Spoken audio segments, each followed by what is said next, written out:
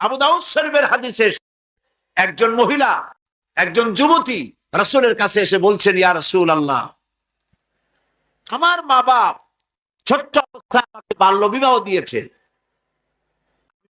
তখন তো বিয়ে বুঝতাম না, এখন ওই স্বামী আমার পছন্দ হয় না, আমি এখন কি করব? লক্ষ্য করুন, আমি এখন কি করব?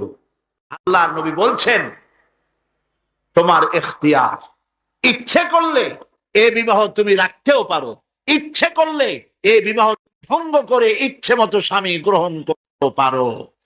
তাও সুবহানাল্লাহ কবেন না? এবার চিন্তা করুন, এর থেকে নারীর অধিকার কারে বলে? আমাদের দেশে নিয়ম হয়েছে শুধুমাত্র ছেলে মেয়ে দেখতে যাবে, আর সে দেখাটাও অপমানকর রীতিমতো। গিয়েই নাম কি? তো বলবে আমার নাম বিলকিস অথবা আকাশ খাতুন, অথবা এই যে এখন তো নামগুলি খুব একেবারে বেকায়দা মনেও থাকে, একটা নাম বলে দিল। আচ্ছা দেখি মাথার কাপড় ফালাও, চুল কেমন দেখি, ফাটো দেখি, দাঁতগুলো বাইর করো। আশ্চর্য কথা, আপনি দাঁত দেখতে গেছেন নাকি গাবতলিতে গরু কিনতে গেছেন নাকি? কি অমর্যাদা কর! জিজ্ঞেস তো করা উচিত, দেখা হওয়ার পর নাম কি, বাপের নাম কি, এরপরে জিজ্ঞেস করা উচিত কোরআন শরীফ কি পড়তে জানেন? তো শোনান একটু কোরআন শরীফ। একতরফা ভাবে দেখা হলো, কোরআন শরীফ তো জিজ্ঞেস করেই না, বরং জিজ্ঞাসা উল্টাটা হয়, রবীন্দ্রনাথের সঙ্গীত জানেন কিনা? সময় এখন আগের মতো নাই, এখন পাল্টে গেছে, এখন যুগ অন্যরকম হয়ে গেছে, এখন পাল্টা জিজ্ঞাসাও আসতেছে। জিজ্ঞেস করে, আমার নাম তো শুনাইলাম, এবার বলেন আপনার নাম কি? কয় আমার নাম বল্টু মিয়া। একটু দাঁড়ান, কোমর সোজা করেন, ফাটেন সামনের দিকে, দাঁত বাইর করেন। পছন্দ হইল না, বলবে অ্যাবাউট টার্ন, বাড়ির দিকে ডবল মার্কস। যেমনটি করছিলেন তেমনটি পাবেন। ইসলাম অধিকার দিয়েছে উভয়কে দেখে নেবে। বাল্য বিবাহ ইসলাম আদৌ স্বীকৃতি দেয় না, আপনি করতে পারবেন না। জবরদস্তি করে, জুলম করে, চাপ সৃষ্টি করে মেয়েকে বিবাহ দিতে পারবেন না, তার অনুমতি লাগবে। ইসলাম সে অধিকার নারীকে দিয়েছে। এই জন্য মেয়েদের সামাধ্যনিক অধিকার, অধিকার, বৈবাহিক অধিকার, সম্পত্তিতে অধিকার, সব অধিকার ইসলাম একটা একটা করে করে দিয়েছে। সকলে বলে আলহামদুলিল্লাহ। এরপরে মহিলাদের কিছু কাজ রয়েছে, যে কাজগুলি তাদের করতে হবে। আপনাদের দায়িত্ব, সে দায়িত্ব হলো ঘরটাকে ইসলামের দুর্গ বানান। ঘরটা সিনেমার ক্যাসেট দিয়ে ভরবেন না, নাটকের ক্যাসেট দিয়ে ভরবেন না। ঘরটাকে কোরআন হাদিসের ক্যাসেট দিয়ে, কোরআন হাদিসের বইপত্র দিয়ে ঘরটাকে ভরে ফেলুন। ইসলামী জ্ঞানে নিজেকে সমৃদ্ধ করেন, স্বামীকে ইসলামের রাস্তায় আনার জন্য প্রাণান্ত চেষ্টা করুন। যদি ইসলামের রাস্তায় না থাকে, রাগ করে পারবেন না, অভিমান করে পারবেন না, ভালোবাসা দিয়ে স্বামীকে ইসলামের রাস্তায় আনার চেষ্টা করেন। সন্তান সন্ততিকে ইসলামের চরিত্রে গড়ে তোলার জন্য শ্রম দেন, আদব শিখান, দিন শিখান। ছেলে মেয়েদেরকে এমন কোন কিন্ডার গার্ডেন স্কুলে দিবেন না যেখানে পড়ে, যেখানে লেখাপড়া করলে পরে দিন শিখবে না, ইমান শিখবে না, ইসলাম শিখবে না। এমন জায়গায় দিবেন যেখানে দিলে পরে কোরআন হাদিস শিখতে পারে, আদব শিখতে পারে, ইসলাম শিখতে পারে। খালি ইংরেজি শিখলেই হবে না। আমি ইংরেজির বিরোধী নই, শিখুন, সমস্ত ভাষার স্রষ্টা আল্লাহ, কিন্তু এমন স্কুলে দেবেন যেখানে দিলে পরে আরবিও শিখবে, ইংরেজিও শিখবে, বাংলাও শিখবে, আর সাথে সাথে কোরআন হাদিসও শিখবে।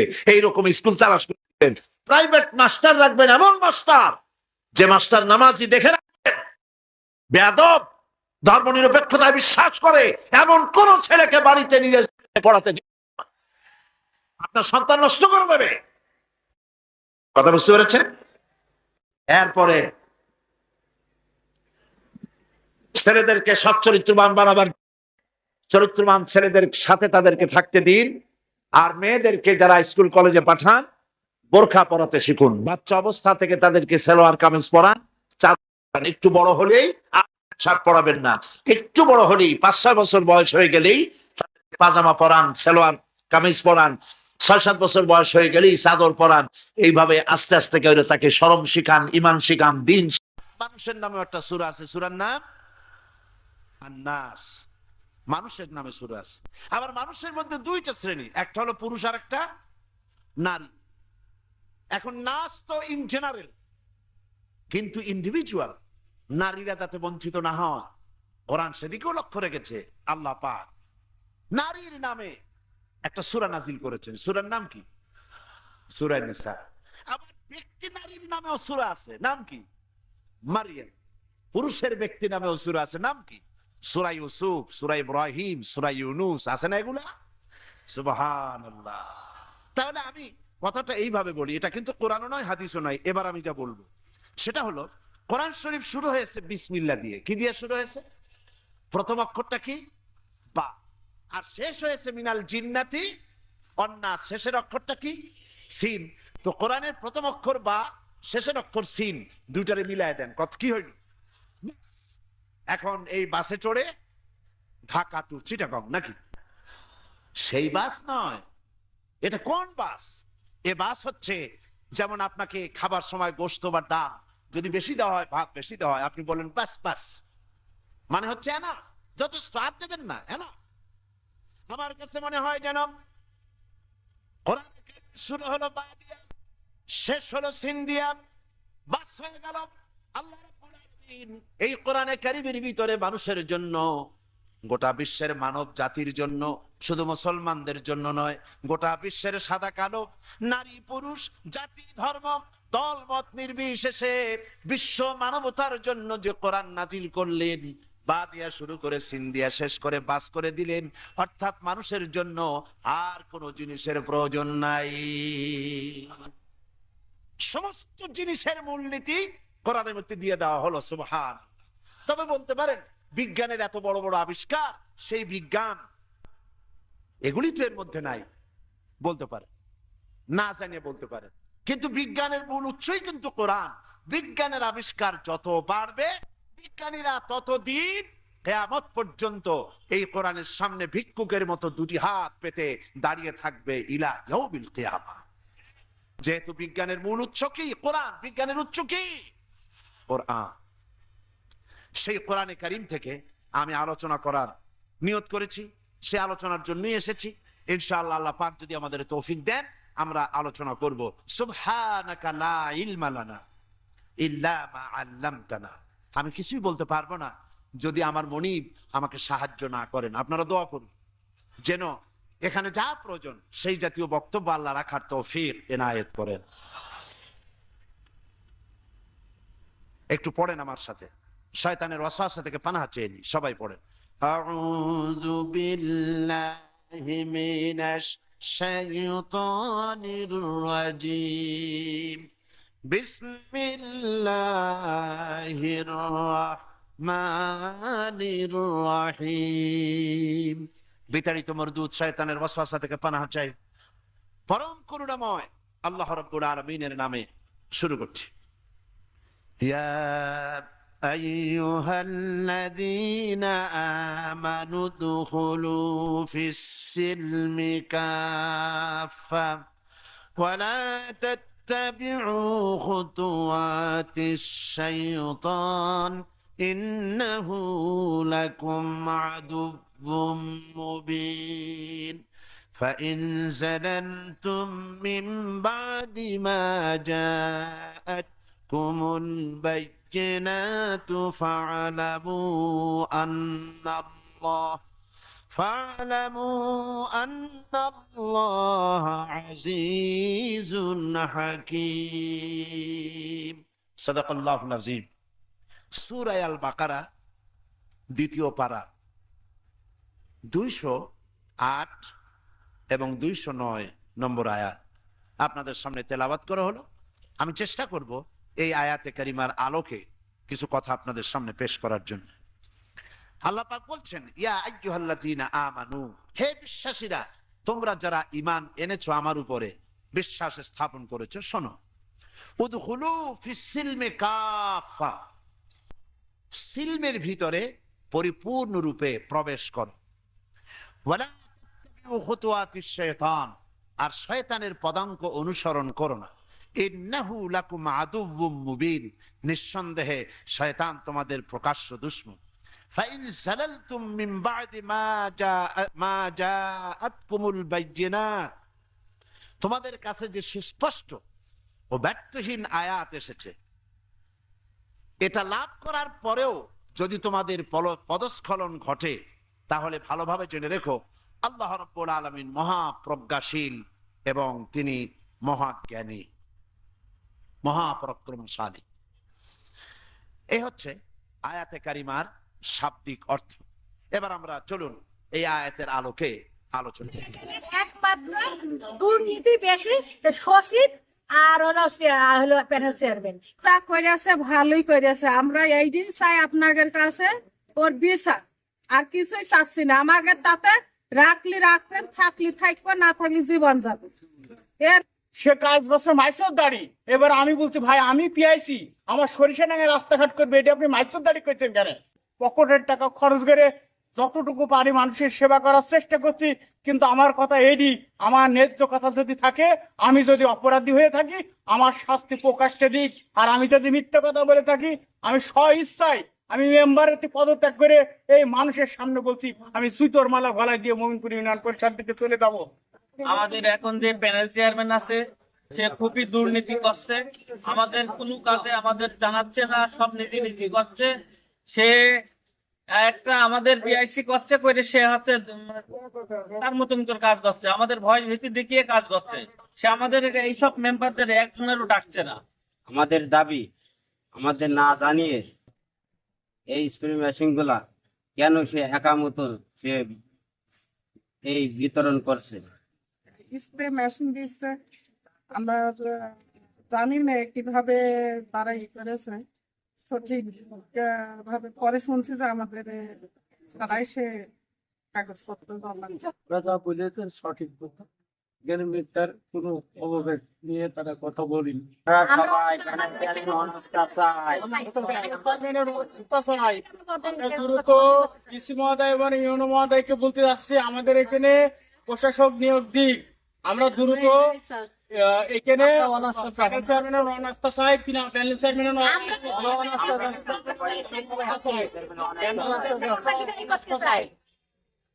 আসসালামু আলাইকুম।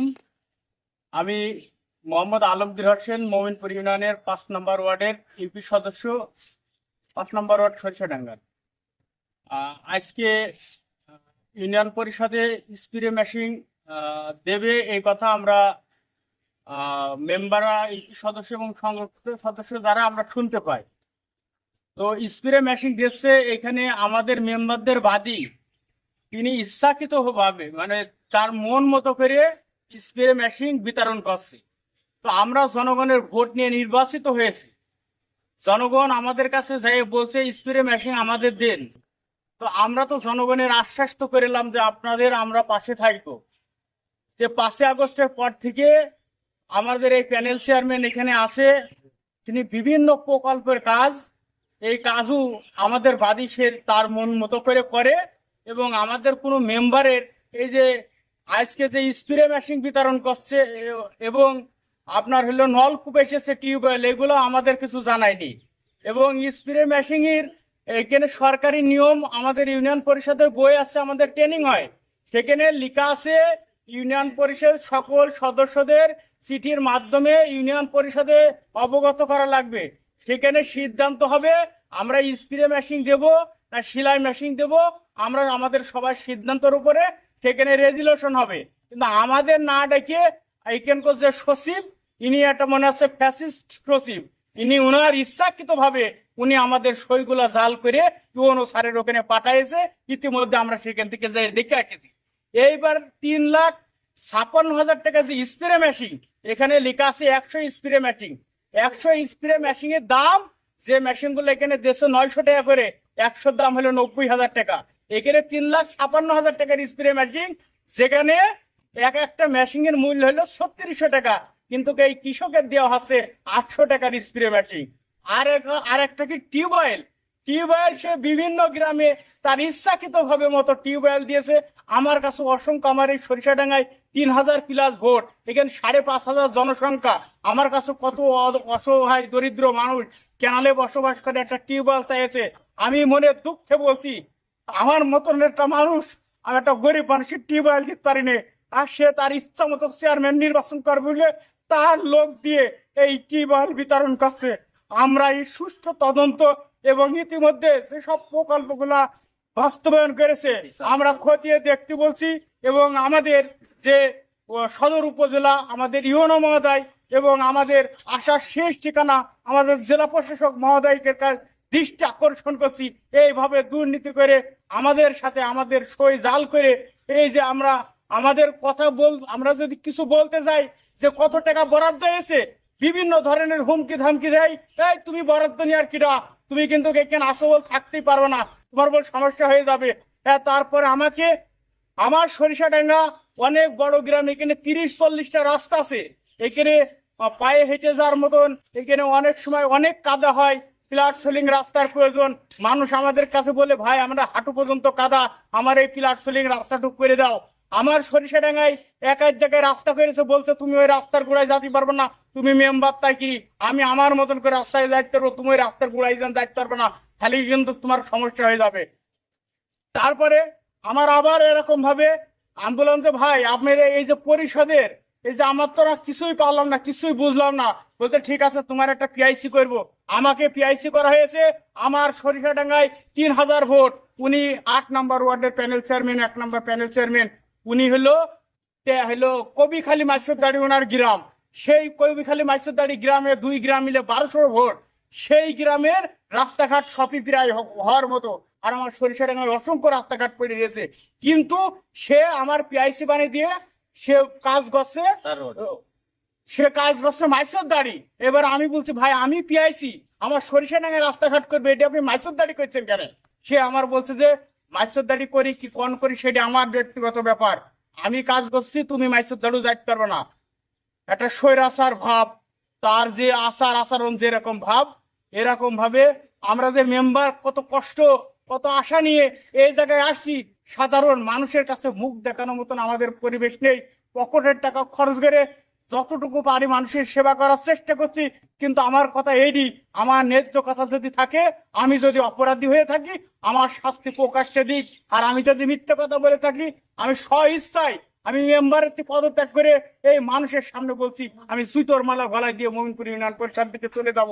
আর আপনারা যারা সাংবাদিক ভাইরা এসেছেন, প্রশাসনিক ভাইরা এসেছেন, আমার গ্রামের যারা আছেন, আপনাদেরও বলছি আমরা এখানে দুর্নীতিমুক্ত সমাজ চাই, দুর্নীতিমুক্ত ওয়ার্ড চাই, দুর্নীতিমুক্ত ইউনিয়ন করতে চাই, দুর্নীতিমুক্ত মাদক সেবন যারা করে আমরা মাদক সেবনদের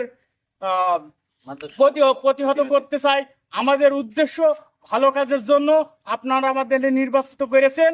আমরা যদি কোনো সময় ভুল করি, আপনাদের কাছে বললাম আপনারা যে শাস্তি দেবেন সেই শাস্তি মাথা পেতে নেব। এবং আমার আসার শেষ ঠিকানা এবং আমাদের সকলের আমাদের এখন সদর উপজেলা নির্বাহী কর্মকর্তা ইউনো রিপাতারা স্যার আছে এবং আমাদের জেলা প্রশাসক স্যার আছে। আমরা তাদের কাছে এই সুষ্ঠু তদন্তের মাধ্যমে আমরা বিচারের দাবি জানাচ্ছি। আমি মোহাম্মদ শাহিনুর ইসলাম, 4 নম্বর ওয়ার্ড সদস্য। আমাদের এখন যে প্যানেল চেয়ারম্যান আছে সে খুবই দুর্নীতি করছে, আমাদের কোনো কাজে আমাদের জানাচ্ছে না, সব নীতি করছে। সে একটা আমাদের পিআইসি করছে করে সে হচ্ছে তার মতন করে কাজ করছে, আমাদের ভয় নীতি দেখিয়ে কাজ করছে। সে আমাদের এইসব মেম্বারদের একজনেরও ডাকছে না। তাই আমি এর সুষ্ঠু বিচার চাই। মোহাম্মদ আরিফ হোসেন, 6 নম্বর রিপি সদস্য, ট্যাংরামারি ফিজতলা। এই ইউনিয়ন পরিষদ থেকে স্প্রে মেশিন দেওয়ার কথা ছিল, কিন্তু আমাদের না জানিয়ে রেজুলেশন না করে আমাদের ছয় জাল করে ইউনো অফিসে পাঠাই। আমরা জানতে পারি 3,56,000 টাকার স্প্রে মেশিন বিতরণের জন্য স্থানীয় সরকার দিয়েছে ইউনিয়ন পরিষদে, এবং 2 লক্ষ টাকা টিউবওয়েল জনগণের মাঝে বিতরণ করার জন্য দিয়েছে স্থানীয় সরকার। কিন্তু এই টাকা এক সচিব এবং প্যানেল চেয়ারম্যান আসাদুল হক তিনি আমাদের না জানিয়ে তার ইচ্ছা খুশি মতো এই স্প্রে মেশিন গুলা এবং টিউবওয়েল গুলা বিতরণ করছে। আমাদের দাবি, আমাদের না জানিয়ে এই স্প্রে মেশিন গুলা কেন সে একা মতো সে এই বিতরণ করছে। আমি আমার জেলা প্রশাসক এবং নির্বাহী অফিসারের মাধ্যমে সুষ্ঠু বিচারের দাবি। রহমান ইব্রাহিম, আমি মোমিনপুর ইউনিয়নের 7 নম্বর ওয়ার্ডের মেম্বার। আমার নাম মোহাম্মদ আজিজুল ইসলাম। এই ছেলেরা যা বললাম সবাই